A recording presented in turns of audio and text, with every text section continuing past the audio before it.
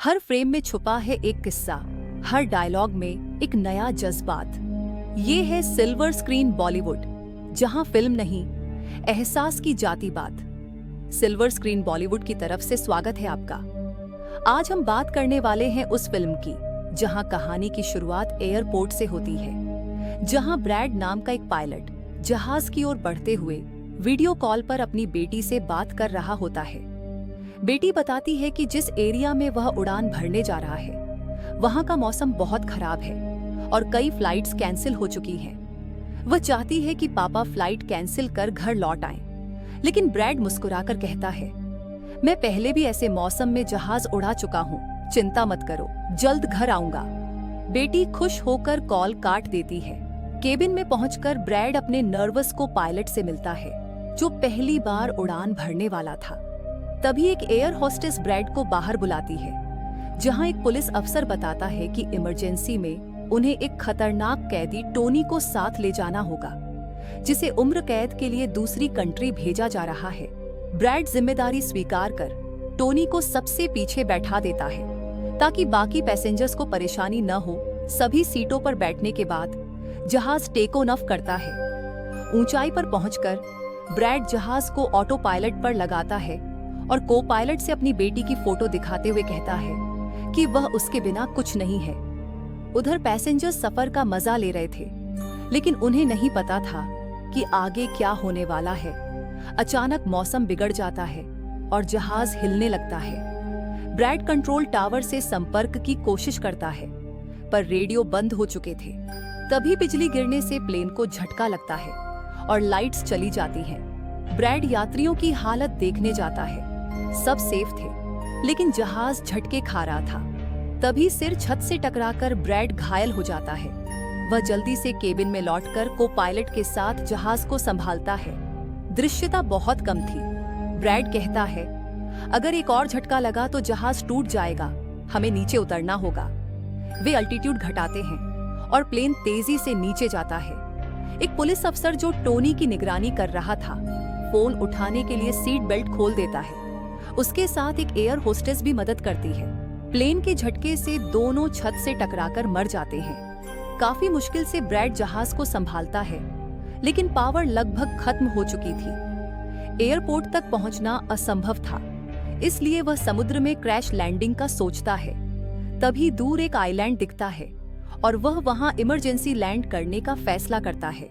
भारी मुश्किलों के बाद ब्रैड आइलैंड की सड़क पर सुरक्षित लैंडिंग कर देता है।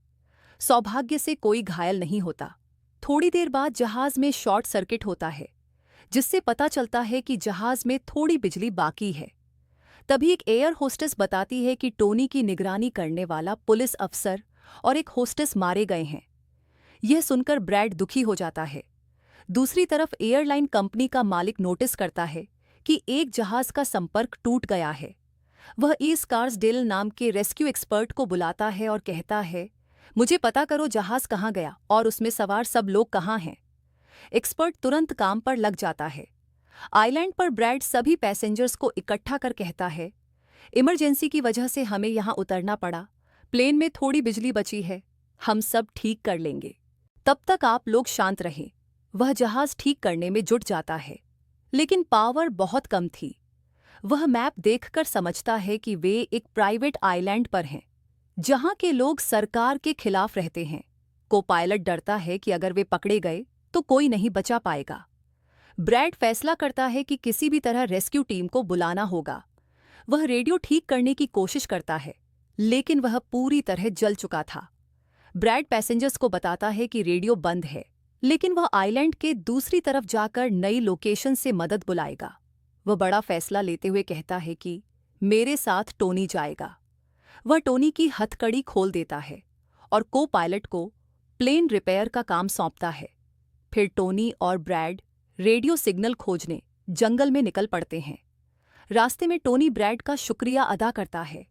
तभी हम आइलैंड पर मौजूद आतंकवादियों को देखते हैं, जिन्हें खबर मिलती है कि एक प्लेन यहाँ उतरा है, जिसमें अलग अलग देशों के लोग हैं। उनका लीडर पैसे देकर अपनी टीम को तैयार होने का आदेश देता है। उधर जंगल में टोनी ब्रैड से पूछता है कि उसने उसे क्यों आज़ाद किया। ब्रैड कहता है, मैं सबको खतरे में नहीं डाल सकता, हमें मिलकर इन आतंकवादियों से निपटना होगा। टोनी बताता है कि वह मिलिट्री में रहा है और जानता है कि कैसे लड़ना है। पर कुछ देर बाद टोनी गायब हो जाता है। ब्रैड अकेले ही जंगल में आगे बढ़ता है। उसे एक पुरानी फैक्ट्री में टूटा फोन मिलता है। वह तार जोड़कर उसे चलाता है और कंपनी की हेल्पलाइन पर कॉल करता है, लोकेशन बताता है। लेकिन सिग्नल खराब होने से आवाज नहीं पहुंचती, कॉल कट जाती है। फिर ब्रैड अपनी बेटी को कॉल करता है और लोकेशन पेपर पर लिखकर ऑफिस तक पहुंचाने को कहता है। तभी पीछे से एक आदमी आकर उस पर हमला कर देता है, लेकिन ब्रैड उसे बड़ी मुश्किल से काबू में कर लेता है और बेहोश कर देता है। तभी उसे एहसास होता है कि कोई और अंदर आ रहा है, तो वह छिप जाता है। पर वो कोई और नहीं बल्कि टोनी था, जिसने कई गुंडों को मारकर उनके हथियार ले लिए थे। वह ब्रैड को आवाज देता है कि डरने की जरूरत नहीं, बाहर आओ। सामने आने पर टोनी ब्रैड को एक बंदूक दे देता है ताकि वह अपनी रक्षा कर सके। नीचे आते ही उन्हें एक कैमरा और कुछ पासपोर्ट मिलते हैं। रिकॉर्डिंग देखकर पता चलता है कि इस आइलैंड के आतंकवादी लोगों को किडनैप कर उनकी फैमिली से फिरौती मांगते हैं और पैसे मिलने के बाद भी उन्हें मार देते हैं। ये देखकर ब्रैड समझ जाता है कि उनके पैसेंजर्स भी खतरे में हैं। दोनों बाहर निकलते हैं और मरे हुए आतंकवादी की गाड़ी लेकर पैसेंजर्स की तरफ बढ़ते हैं। उधर सभी पैसेंजर्स ब्रैड का इंतजार कर रहे होते हैं। तभी गाड़ी की आवाज सुनकर खुश हो जाते हैं, लेकिन ये रेस्क्यू टीम नहीं बल्कि आतंकवादी थे। वे गोलियां चलाकर सबको डराते हैं। गोलियों की आवाज सुनकर ब्रैड और टोनी तेजी से वहां पहुंचने की कोशिश करते हैं। आतंकवादियों का लीडर एयर होस्टेस से यात्रियों की लिस्ट लेता है और को पायलट से पूछता है कि सीनियर पायलट कहाँ है। वह बताता है कि वह जंगल गया था। तभी ब्रैड और टोनी वहां पहुंच जाते हैं और दूर से सब देखते हैं। एक औरत भागने की कोशिश करती है तो आतंकवादी उसे गोली मार देते हैं। ब्रैड मदद करना चाहता है, पर टोनी उसे रोक लेता है कि अभी वक्त नहीं है। गैंग सभी पैसेंजर्स को एक बस में बैठाकर अपने अड्डे पर ले जाने लगता है। ब्रैड टोनी पर गुस्सा करता है कि तुमने मुझे रोक क्यों लिया, पर टोनी समझाता है कि इतने लोगों से अकेले लड़ना बेकार होता। दोनों प्लेन की तरफ लौटते हैं और उन दो गुंडों को पकड़ लेते हैं जो कीमती सामान चुरा रहे थे। ब्रैड उनसे पूछता है कि पैसेंजर्स कहाँ ले जाए गए हैं, तो वे बताते हैं कि पास के अड्डे पर। दूसरी तरफ ब्रैड की बेटी रेस्क्यू एक्सपर्ट को ब्रैड का मैसेज देती है जिसमें लोकेशन होती है। एक्सपर्ट सैटेलाइट से पता लगाता है कि प्लेन एक खतरनाक आइलैंड पर फंसा है। वह अपनी प्राइवेट आर्मी को वहां भेजता है, जो हथियारों और पैसों के बैग लेकर निकल पड़ते हैं। ब्रैड देखता है कि कोपायलट ने प्लेन का पावर सिस्टम ठीक कर दिया है और जहाज में बिजली लौट आई है। वह खुश होकर यूनिफॉर्म पर एक मैसेज लिख छोड़ता है ताकि आने वाली टीम उसे ढूंढ सके, और टोनी के साथ पैसेंजर्स की तलाश में निकल पड़ता है। दोनों जंगल पार कर आतंकवादियों के अड्डे पर पहुंचते हैं। वहां देखते हैं कि पैसेंजर्स को डराकर उनकी वीडियो बनाई जा रही है ताकि फिरौती मांगी जा सके। इसी दौरान रेस्क्यू टीम प्लेन तक पहुंचती है और 2 लाशें पाती है। वे वही लोग थे जिन्हें ब्रैड ने मारा था। उन्हें ब्रैड का छोड़ा हुआ मैसेज भी मिल जाता है जो अड्डे तक का रास्ता बताता था। ब्रैड और टोनी चुपके से 2 आतंकवादियों को मार देते हैं और आगे बढ़कर उस कमरे तक पहुंचते हैं जहां पैसेंजर्स कैद थे। लेकिन वहां बहुत गार्ड थे और दरवाजे की चाबी नहीं थी। दोनों एक एक कर गार्ड्स को खत्म कर देते हैं। टोनी कई को हथौड़े से मार देता है। ब्रैड एक गार्ड से चाबी लेकर पैसेंजर्स को आज़ाद करता है और कहता है कि जल्दी से बस में बैठ जाओ। टोनी बताता है कि यहां से बाहर निकलने का सिर्फ एक रास्ता है, पर वहां बहुत से हथियारबंद गुंडे हैं। ब्रैड पैसेंजर्स को देखकर फैसला करता है कि वह खुद उनका ध्यान भटकाएगा ताकि टोनी सभी को निकाल सके। टोनी मना करता है, लेकिन ब्रैड कहता है कि और कोई रास्ता नहीं।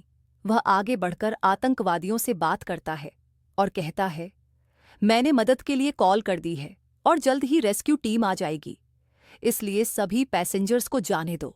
यह सुनकर गैंग वाले हंसते हैं और उसे पीटने लगते हैं। गैंग का लीडर कहता है कि पैसे दिए बिना कोई नहीं जाएगा। तभी प्राइवेट रेस्क्यू टीम पहुंचकर आतंकवादियों पर हमला कर देती है और गोलीबारी के बाद कई गुंडों को मारकर ब्रैड को छुड़ा लेती है। लीडर देखता है कि उसका भाई भी मारा गया है और कसम खाता है कि सबको चुन चुनकर मारेगा। वह अपनी टीम को तैयारी का आदेश देता है। बस में प्राइवेट टीम का कैप्टन बताता है कि वे सिर्फ 5 लोगों की छोटी टीम है और असली रेस्क्यू टीम को आने में समय लगेगा।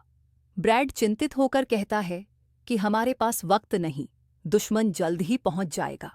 प्लेन के पास पहुंचते ही ब्रैड बताता है कि अब जहाज में पावर आ गई है और सबको तुरंत बैठने को कहता है।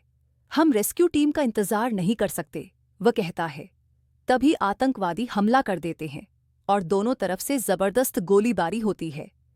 प्राइवेट टीम बेहतर हथियारों से कई दुश्मनों को मार देती है। ब्रैड कैप्टन को बताता है कि 5 मिनट में जहाज उड़ाने वाला है और सब जल्दी अंदर आ जाएं। फिर वह टोनी को धन्यवाद देता है कि उसने मुश्किल समय में साथ दिया। खुद को गोलियों से बचाते हुए ब्रैड कॉकपिट में पहुंचकर जहाज स्टार्ट करने लगता है। टोनी की गोलियां खत्म हो जाती हैं और उसे पैसों से भरा बैग मिलता है, पर वह पैसे छोड़कर नई गोलियां लेकर फिर से लड़ाई में उतर जाता है। उधर ब्रैड प्लेन को मोड़ देता है और बाकी सैनिक एक एक कर जहाज में चढ़ते हैं। पावर आने से रेडियो भी चालू हो जाता है और कंपनी का मालिक ब्रैड को सुरक्षित जगह की लोकेशन देता है। सभी लोग जहाज में चढ़ जाते हैं, लेकिन टोनी नहीं। वह पैसों का बैग लेकर भागने लगता है, क्योंकि उसे पता है वापस गया तो जेल में डाल दिया जाएगा। गैंग लीडर रॉकेट लॉन्चर से प्लेन उड़ाने की कोशिश करता है, लेकिन टोनी सही वक्त पर उसे गोली मार देता है और सबकी जान बचा लेता है।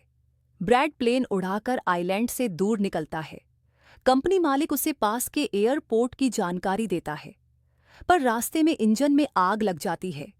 ब्रैड इमरजेंसी वार्निंग ऑन कर जहाज को नीचे लाने की कोशिश करता है और बड़ी मुश्किल से उसे रनवे पर उतार देता है।